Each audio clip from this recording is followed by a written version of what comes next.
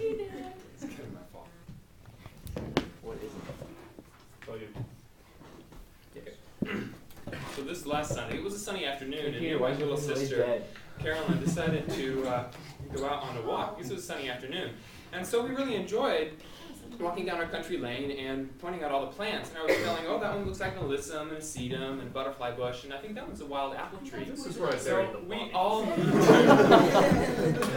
we all need to keep learning about our surroundings, because sometimes we get caught up short with our misconceptions or miss a deadline or step on somebody's feelings. Or so I'm going to tell you about myself, because I'm in your environment, so you might, to prevent any misconceptions you might have about me. And I'm going to compare myself to a tree, because I'm a hobby gardener and I work with plants sometimes, prune up some roses, or trying to learn about trees, how they work and all the different categories and stuff, so I can cultivate them best. So that's why I can say I'm like a tree. I am like a flowering tree, and I'm like an exotic tree. So, Or you can name both. I'm like a flowering tree, I'm like a dogwood, and I'm like an apple tree. So I'm like a dogwood. Now when I say I'm like a dogwood, I'm not saying I'm drop-dead gorgeous, although I wouldn't mind if you did.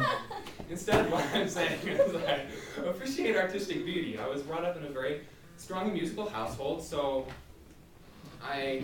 because I can play all this, that's right. Because I can play several different instruments, I can all the speech will now be sung.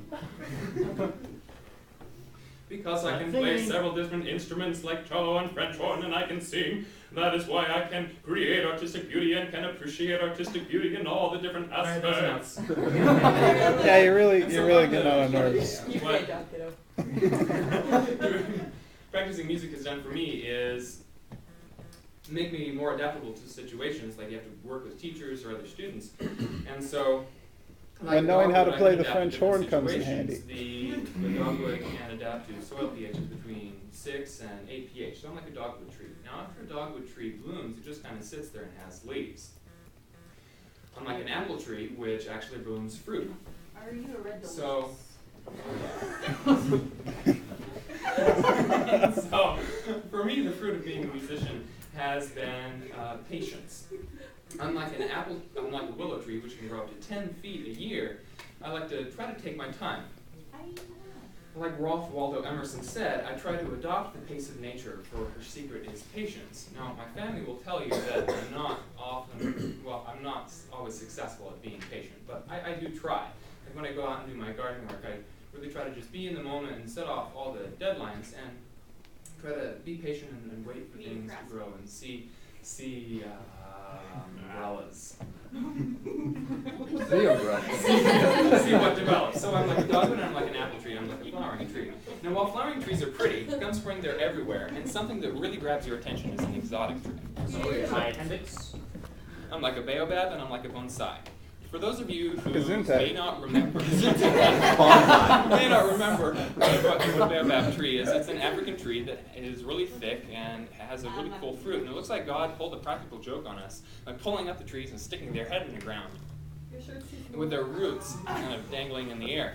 Your feet are deep. You want me to try it? I do handstands, you know. So they have a fruit that's about the size of my head. It's called the monkey fruit, and apparently it tastes really good. I don't know if my head tastes good, but I don't try it. So instead, what I mean is that I'm like a baobab in that I really like old things, like old houses and old cellos and old jello. Well, not that last one. Old shirts. So I'm like a baobab tree. Now, while a baobab tree would be really cool to kind of have in my yard because it's just so exotic, I can't because it's too tall and climate things. Unlike a bonsai, which is really, really small.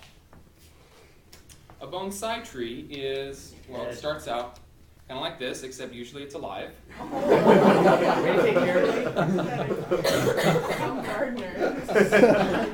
Patience, Peter, patience. Yeah, I'm just going to keep waiting for this one, see if it comes back. It's like Charlie Brown's Christmas. Well, what they do is they trim off certain branches and pull this one or that. It doesn't get bigger than this, but still, they train it up. And it's in the spirit of Proverbs 22:6, train up a child in the way he should go, and when he is old, he will not turn from it. That's kind of the theme that my parents tried to do. They They tried tied to you train down so you train could me grow up. even Yeah, cut off various limbs. And the theme was perfection is the goal and excellence will be tolerated. Sometimes it makes me really OCD, but for the most part it's a good thing. So I'm like a baobab tree, and I'm like a bonsai tree. I'm like a flowering tree, and I'm like an exotic tree. That is why I am like a Tree? Yes. So by now you should know a little bit more about me. Trees. And hopefully about trees too. Timber. And so, Whenever you fall down, and so now you know a little bit more about your environment. And maybe when you're walking out in God's creation, you're noticing all the sedums and the alyssums and the butterfly bush, and you see a tree, just maybe you'll think about me.